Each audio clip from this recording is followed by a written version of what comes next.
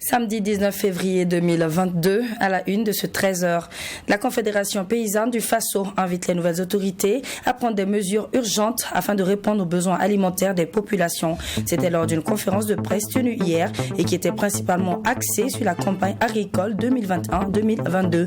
Pour ces derniers, l'État est responsable de cette situation. À ce sujet, vous les entendrez en début d'édition. Et puis voilà déjà 4 ans que le cinéaste burkinabé Idrissa Ouedraogo, une grande figure emblématique du cinéma africain, nous a quittés. Un vibrant hommage lui a donc été rendu hier par quelques membres de sa famille biologique et cinématographique en se rendant sur sa tombe au cimetière municipal de Gongé. Et puis au Mali, suite à l'annonce d'un retrait échelonné sur les prochains mois de la France et ses partenaires, la junte au pouvoir demande à la France le retrait de ses troupes armées sans délai. Une demande aussitôt refusée par le chef de l'État français car pour lui, la France se retirera en bon ordre tout en assurant la sécurité de ses soldats. Mesdames, Messieurs, bonjour et ravi de vous retrouver pour cette nouvelle édition du 13h sur votre télé interactive. Avant de développer ces titres, une nouvelle de dernière minute, il s'agit du décès du président Kassoum Kambou. Président du Conseil constitutionnel, Kassoum Kambou est décédé des suites de maladie ce 19 février 2022, donc aujourd'hui même. Il avait été transféré par avion médicalisé hier 18 février 2022 à Paris pour des soins intensifs. Malheureusement, la maladie a eu raison de lui et l'a emporté.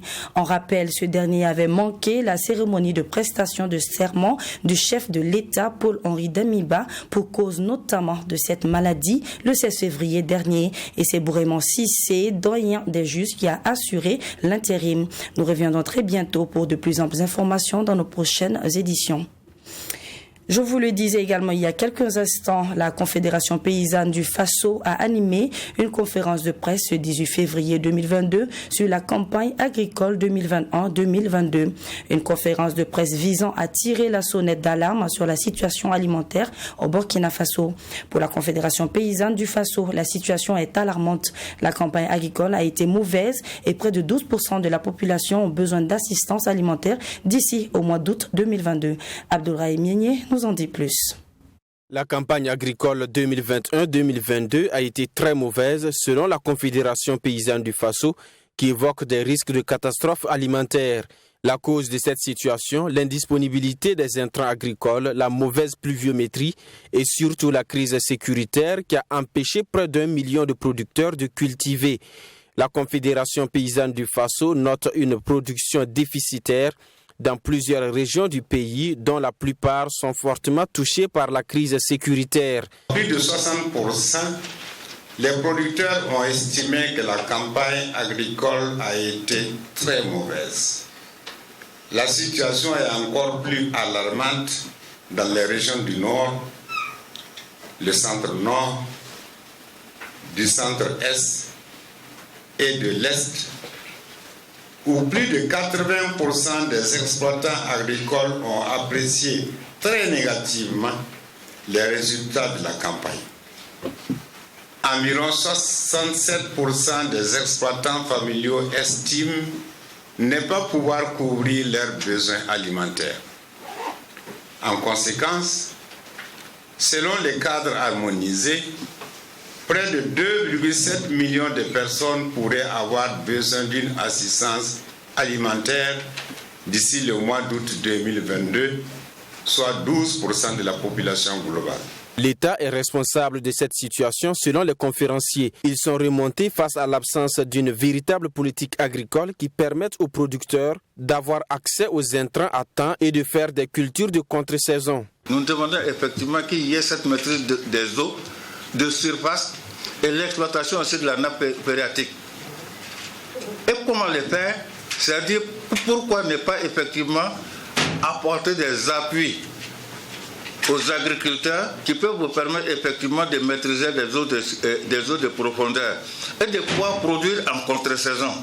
Si quelqu'un a un forage agricole, ça veut dire que depuis le mois de janvier, il a commencé sa production et déjà en mars, on peut avoir sa première récolte, que ce soit en céréales, que ce soit sur les légumes, les cultures maraîchères, on va pouvoir combler le vide. La Confédération paysanne du Faso invite donc les nouvelles autorités à prendre des mesures urgentes pour répondre aux besoins alimentaires des populations en soutenant les ménages vulnérables et les producteurs déficitaires. De prendre des mesures immédiates pour le renforcement du stock de sécurité et d'intervention. De faire la fourniture de vivres aux ménages vulnérables et aux agriculteurs déficitaires. De travailler sur la sécurisation de l'ensemble du territoire. De travailler pour le retour des personnes déplacées internes dans leur localité d'origine. Bassiaka Daou et ses camarades invitent également à la prise de mesures pour faire face à la question foncière qui porte un coup dur à l'agriculture périurbaine. Les conférenciers ont également évoqué la difficulté liée à l'élevage et affirment leur disponibilité à accompagner les autorités en place afin de trouver une issue favorable. Les sentinelles de la démocratie ont tenu leur assemblée générale ce jeudi 17 février 2022 à Ouagadougou. Pour cette OSC, ce rendez-vous avec tous ses membres a été l'occasion pour eux de présenter et valider leur mémorandum formulé à l'endroit des nouvelles autorités comme proposition pour une transition réussie. Occasion également pour ces derniers de présenter les différentes activités qui seront menées dans les jours à venir, toujours dans le but d'accompagner le MPSR. Et c'est avec Hyacinthe Sawadgo. C'est un mémorandum de 33 pages subdivisé en 6 grandes parties que les sentinelles de la démocratie ont présenté à leurs membres. Du volet sécuritaire à la réconciliation nationale, en passant par la cohésion sociale, la relance économique et la diplomatie, tous ces aspects ont été abordés dans ce document. Un mémorandum validé par les membres qui sera par la suite remis aux nouvelles autorités comme proposition pour une transition réussie. C'est juste pour adopter ce document et à la suite de cette assemblée générale, le document sera transmis à qui des droits pour que ça puisse servir à toute la nation entière. Il faut dire aussi que c'est une manière pour les sentinelles de la démocratie d'apporter une contribution dans la gestion de la transition. Le document est composé de plusieurs éléments. À l'intérieur, nous avons pris le volet sécuritaire, que nous avons essayé de donner notre vision des choses. Il y a le volet économique, il y a le volet diplomatie, il y a le volet réconciliation et cohésion sociale dans le document. Pour le président des sentinelles de la démocratie, le Burkina Faso a besoin de se réconcilier avec tous ses fils et filles. Seul gage, selon lui, pour venir à bout de la crise sécuritaire. On a remarqué que le terrorisme au Burkina Faso, ce n'est pas les gens qui quittent ailleurs pour venir nous attaquer. Ce sont nous-mêmes, nos propres frères, qui se sont rebellés contre d'autres frères. Donc nous avons jugé bien que cette crise-là ne peut pas seulement être gagnée par les armes, mais il y a aussi le volet réconciliation. Voilà, il faut aller vers la population, chercher à comprendre ce qui n'a pas marché et puis essayer de concilier les cœurs pour qu'on puisse en tout cas retrouver la paix. Des campagnes de sensibilisation des populations sont au programme du mouvement Les Sentinelles de la démocratie dans les jours à venir, dans le but d'accompagner le mouvement patriotique pour la sauvegarde et la restauration pour une transition réussie. Retour à présent sur une pratique qui a des conséquences très néfastes sur la peau. Il s'agit de la dépigmentation. Afin de sensibiliser la population et surtout la gente féminine sur cette pratique, l'initiative African Stop Dépigmentation a organisé une conférence de presse ce jeudi 17 février 2022. Cette association lance un appel à un retour d'identité et pour éradiquer cette pratique, elle compte bien mener des actions précises et adopter des solutions qui permettront l'interdiction de la vente et l'utilisation des produits éclaircissants sur le sol burkinabé. Elle appelle donc à l'accompagnement des autorités dans ce sens. Mamiriana Kamabou pour le reportage. La La pratique de la dépigmentation au Burkina Faso prend de plus en plus de l'ampleur et est devenue le troisième problème de santé publique après le paludisme et les maladies respiratoires, selon l'initiative africaine Stop Dépigmentation IASD. Selon toujours cette association, le constat est que de nos jours, certains hommes encouragent leurs femmes dans cette pratique en prenant à leur charge les frais d'achat de ce produit éclaircissant. C'est au regard de ce constat que l'initiative africaine Stop Dépigmentation interpelle les autorités administratives et religieuses à se pencher sur la question et afin que des solutions durables soient trouvées à ce problème. Des solutions qui permettront l'interdiction de la vente et l'utilisation des produits éclaircissants sur le sol burkinabé. Notre stratégie va consister, comme je le disais, à avoir des plaidoyers auprès des autorités étatiques. Que ce soit les musulmans, que ce soit les catholiques, poser le problème, faire les diagnostics, qu'on fasse des prêches dans ces lieux de culte-là pour interpeller les fidèles par rapport à la problématique.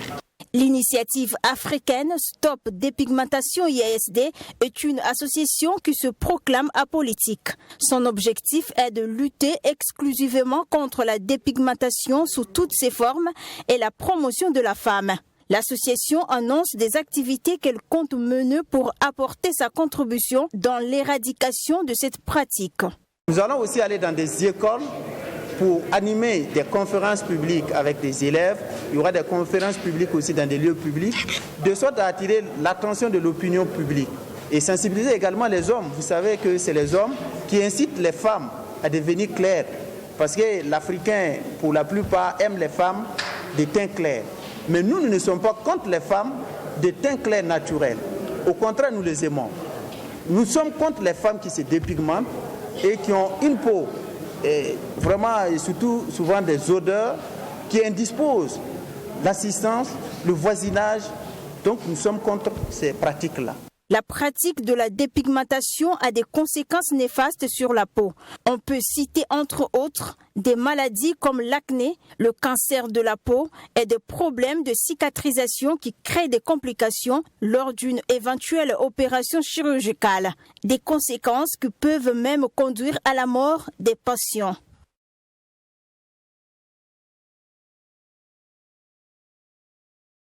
« 18 février 2018, 18 février 2022, voilà déjà 4 ans que le cinéaste burkinabé Idrissa Ouedraogo rendait l'âme suite à un accident vasculaire cérébral AVC. Hier donc, quelques membres de sa famille biologique et cinématographique sont allés lui rendre hommage autour de sa tombe au cimetière municipal de Gounguin. Moment riche en émotions, c'est dans un reportage signé Fatima Tanikema. Idrissa Ouedraogo, figure emblématique du cinéma africain dans les années 80 et 2000, est un réalisateur et producteur burkinabé. Décédé à l'âge de 64 ans à Ouagadougou en 18 février, il a laissé derrière lui une quarantaine de films et de nombreux enseignements qui ne sont malheureusement pas perpétués selon ses héritiers. Allez s'incliner sur sa tombe à l'occasion de la commémoration du 4e anniversaire de sa disparition. Ses anciens élèves, collaborateurs et membres de sa famille biologique sont tous unanimes sur la générosité de l'homme qui attirait du monde de son vivant.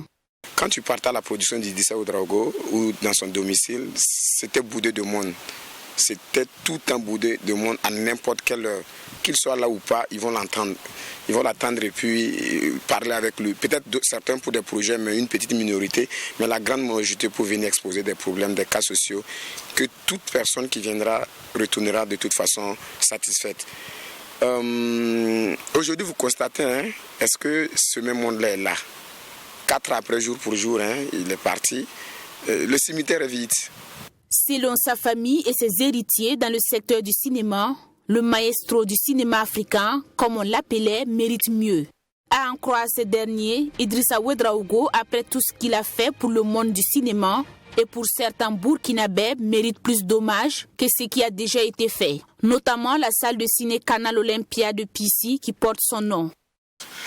Je me rappelle que le maire avait promis porter son nom sur une des routes de Ouaga. En fait, nous sommes en train d'attendre. Les œuvres d'Idrissa ne passent pas suffisamment dans les télévisions nationales. Privées, oui, les débats autour de ces œuvres et tout, non, rien, ça ne se fait non plus pas. El Hadj Barou Oumar Ouedraogo, petit frère et collaborateur du défunt, déplore aussi la suspension d'un projet en commun après son départ. Il s'agit d'un projet du Fonds d'appui à la formation professionnelle et à l'apprentissage FAFPA qui devait couvrir les 13 régions. Mais malheureusement, ils n'ont pu couvrir que 6 régions. Malheureusement, il n'a pas eu le temps de continuer dans les autres régions. Et ça m'attriste qu'on ne m'ait pas appelé pour qu'on continue l'œuvre, parce que de son vivant, il a eu pour les 13 régions. Comment se fait-il qu'après 6 régions, parce qu'il est parti, c'est terminé, on n'a pas continué le reste. Et pourtant, le projet était OK, que c'est moi qui ai fait le travail dans les trucs sous son appui. Voilà des choses qui attristent. La Fédération nationale du cinéma et de l'audiovisuel du Burkina Faso, elle, promet rectifier le tir en ce qui concerne les hommages à lui rendre. Selon son président, des projets sont en cours pour honorer la mémoire de l'homme. Il y a des projets en ce sens. Il y a le festival et la semaine nationale du cinéma burkinabé qui est en préparation parce que l'année 2022, c'est l'année du cinéma burkinabé. Donc il y a beaucoup d'activités qui sont déjà en cours. Et donc je pense que c'est une année qui lui sera dédiée avec l'autorisation des autres membres de notre fédération. Et aussi, il y a les journées cinématographiques régionales qui se passaient dans les différentes régions. Je pense que Ouaiga doit héberger ce festival. Je pense que c'est le festival qui va porter son nom. 4 ans après, sa veuve Sanata Ouedraogo présente au cimetière ce 18 février dit retenir de son défunt mari, un bon père aimant et un homme au grand cœur. Pour mémoire, le cinéaste Idrissa Ouedraogo, à travers ses nombreuses œuvres, a remporté plusieurs prix et distinctions lors des festivals à travers le monde, parmi lesquels on peut citer le Grand Prix du jury du Festival de Cannes en 90 et les Talons d'or de Nyeninga en 91. Et selon ses héritiers, il est plus que pressant de perpétuer son combat qui était de faire briller le cinéma africain partout dans le monde. C'était aux environs de 3 heures du matin, ce vendredi 18 février 2022, qu'un incendie s'est déclenché dans les lieux de dépôt de planches non loin de la Sorbetière, CISO 1200 de Ouagadougou de Ouagadougou. À l'heure où nous quittions les lieux, les soldats du feu étaient à pied d'œuvre pour restreindre les dégâts. Si pour l'heure aucun bilan ne peut être établi, néanmoins on note d'importants dégâts matériels. C'est un reportage signé Salmatou Zongo, Saint-Ger-Kouman, avec la voix de Fatima Tanikema. Des planches et des appareils de travail calcinés, des tôles encore fumants et des soldats du feu en œuvre. Tel est le constat à notre arrivée sur les lieux du sinistre très tôt dans la matinée de ce 18 février. Cette scierie détruite par les flammes est située dans le quartier d'Agnoué de la ville de Ouagadougou. Si la source du feu est jusque-là méconnue, des enquêtes sont en cours pour situer les responsabilités. Il faut le dire, la cour dans laquelle sont stockées les planches, c'est contigu à des maisons d'habitation. Donc le premier effort qui a été mené par les secours, c'était de lutter contre les propagations pour que ce feu violent ne se propage pas dans les maisons d'habitation. Donc la promptitude des secours en tout cas a permis d'éviter que le feu se propage dans ces maisons d'habitation. Arrivés sur les lieux, les sapeurs-pompiers ont été confrontés à plusieurs difficultés, à en croire le capitaine Simplice Ouedraogo. Difficultés parmi lesquelles on note l'inaccessibilité de la cour. Cependant, ils sont parvenus à l'extinction totale des flammes. Dans les environs, on n'avait pas un point d'eau accessible et donc il fallait vraiment aller dans une des casernes pas trop loin d'ici, à savoir la 10e compagnie d'incendie de secours, pour se ravitailler en eau parce que la densité du feu était telle qu'il fallait avoir une capacité hydraulique disponible pour pouvoir maintenir le feu dans son volume initial. Abdoulaziz Soré, un des témoins oculaires de cet incendie, revient sur les faits. L'incendie là, ça a commencé à en avait 2 heures. Comme c'est du bois aussi, donc on ne peut pas éteindre ça rapidement. Bon, moi je dormais, j'ai attendu les gens là crier. Donc c'est à ce moment que moi je suis couru sorti. Comme je suis à côté, c'est à ce moment que je suis couru sorti. Bon, c'est juste les voisins qui commencent à venir pour aider à éteindre. Avec des lever des chaux pour essayer d'éteindre ça. Quand nous quittions les lieux, la promptitude des sapeurs-pompiers a permis d'éviter la propagation du feu vers les maisons d'habitation. Aucune perte en vie humaine n'a été enregistrée, mais de nombreux dégâts matériels constatés. Cependant, la Brigade nationale des sapeurs-pompiers recommande le strict respect des règles de stockage dans les établissements à risque.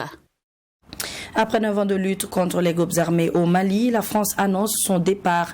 Les forces françaises et Takuba sont indésirables par la junte malienne, insatisfaite des résultats de la force Barkhane. Si la décision de quitter le Mali est actée, pour Antina Serge Oulon, spécialiste des questions sécuritaires, le départ des Barkhane était prévisible et sonne comme une victoire pour la junte au pouvoir. Ce retrait des Barkhane laisse le Mali face à ses responsabilités et le Burkina Faso risque de ne pas être épargné par cette décision. Michael Kougri pour le reportage. Se trouve à la frontière malo-burkinabé. Surprise ou pas, le départ des forces françaises Barkhane et Takuba du Mali était prévisible. L'escalade verbale entre Bamako et Paris avait fini, selon Atiana Serge Oulon, par atteindre le point culminant de la crise qui oppose la junte malienne aux autorités françaises. Un froid diplomatique qui a précipité le retrait de Barkhane après 9 ans de lutte contre les groupes armés au Mali. C'est un départ forcé à la limite de l'expulsion. Je ne pense pas que en décembre 2021, les Français, ou peut-être il y a 6 mois, ils avaient l'idée de quitter de cette façon. Vous êtes dans un pays, vous discutez de votre présence, vous discutez de votre départ sans consulter ou sans demander l'avis des Maliens. Et vous avez vu le dernier sommet justement, le Mali n'a pas été invité pour participer à des échanges sur la coopération. Or, ce n'est pas une coopération multilatérale. Ainsi, Barkhane et ses alliés sont contraints de plier bagages au Mali. Avec ses milliers de soldats et un impressionnant dispositif militaire, la France doit se repositionner dans le Sahel pour continuer sa lutte contre les terroristes. Et selon Atiana Serge Oulon, cette rupture de coopération militaire entre le Mali et la France est un échec de la politique sécuritaire française au Mali. Un départ qui sonne comme une victoire pour Bamako, selon le spécialiste des questions sécuritaires. La première des conséquences, c'est la responsabilisation des Maliens pour faire face à leur devoir régalien d'assurer la sécurité et la paix sur l'ensemble du territoire malien. L'autre élément, c'est que c'est le pays qui s'affirme aussi en termes de souveraineté, parce que l'histoire retiendra que dans l'espace ouest africain, et surtout des anciens pays, des anciennes colonies françaises, le Mali, en 2021-2022, s'est posé comme un interlocuteur respectable et respecté vis-à-vis des Français pour discuter d'égal à égal. Avec ce retrait de Barkhane et Takuba, Assimi Koïta et ses camarades doivent assumer le destin du Mali dans la lutte contre les groupes armés. Une décision pour le Mali de s'affirmer dans sa volonté d'autodétermination. Et les conséquences pour le Burkina Faso, à en croire Atiana Serge Oulon, pourraient accentuer la menace terroriste. Dans les 3 pays, Mali, Niger, Burkina, sont pratiquement les mêmes, avec des acteurs qui se complètent. Donc il n'est pas exclu que la situation en fait aussi soit une sorte de menace, mais en même temps ça peut être une opportunité aussi pour le Burkina, le Mali, de pouvoir peut-être se mettre davantage ensemble, surtout qu'il y a aussi un changement politique ici et que nous avons à la tête des chefs militaires ou des présidents qui sont de la même génération, qui peut-être se connaissent, qui peut-être se sont parlé. Avec cette décision, Barkhane et Takuba se donnent une période de 4 à 6 mois pour quitter définitivement le Mali. Dans cette lutte contre les groupes armés, Barkhane avait déployé sur le territoire malien un peu plus de 4500 soldats. Voilà donc au Mali, les autorités de Bamako ont demandé vendredi dernier à la France de retirer sans délai ses soldats du Mali, et ce au lendemain de l'annonce par Paris et ses partenaires d'un retrait échelonné sur les prochains mois. Dans un communiqué lu à la télévision nationale, le porte-parole du gouvernement, le colonel Abdoulaye Maïga, qualifie l'annonce du désengagement français de violation flagrante des accords entre les 2 pays. Reportage. Au lendemain de l'annonce du retrait des troupes françaises au Mali, la junte au pouvoir a exhorté à la France de retirer son armée sans délai. Vendredi, le gouvernement malien, dirigé par l'armée, a ainsi remis en cause le projet parisien de se retirer sur plusieurs mois, ajoutant que depuis 9 ans, les résultats de l'engagement militaire de la France n'ont pas été suffisants. Au regard de ces manquements répétés des accords de défense, le gouvernement invite les autorités françaises à retirer sans délai les forces Barkhane et Takuba du territoire national sous la supervision des autorités maliennes. Le retrait de la France devrait également entraîner le départ du Mali de la petite force européenne Takuba, créée en 2020. Mais le gouvernement malien se veut rassurant et confirme que les forces maliennes ont renforcé leurs effectifs.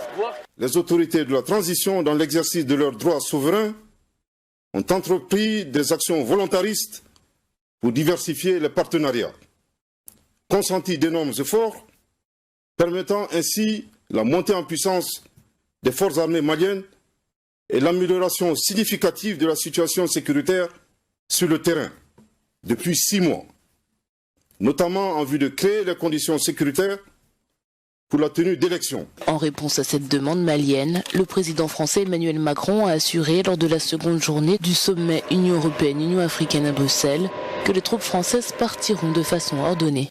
Cette décision, qui est le fruit d'une évolution de la situation politique et des choix souverains de la junte en responsabilité au Mali, s'appliquera donc. Elle s'appliquera simplement en bon ordre pour que nous continuions d'assurer pendant cette période la sécurité de la MINUSMA et la sécurité de toutes nos forces armées déployées aujourd'hui au Mali. Sécurité avec laquelle je ne transigerai pas une seule seconde. À ce jour, près de 5000 soldats français sont déployés dans le Sahel dans le cadre de la force anti-djihadiste Barkhane, la majorité se trouvant au Mali. Hors de chez nous toujours, 40 chefs d'État et de gouvernements africains et 27 dirigeants européens se sont réunis à Bruxelles où le 6e sommet Union européenne-Union africaine a débuté jeudi dernier. Un sommet de refonte de la relation Afrique-Europe avec pour thème les enjeux et les besoins sont colossaux. Les dirigeants se sont donc retrouvés 2 jours autour des tables rondes thématiques pour élaborer une série de projets concrets dans tous les domaines. Suivons ce reportage.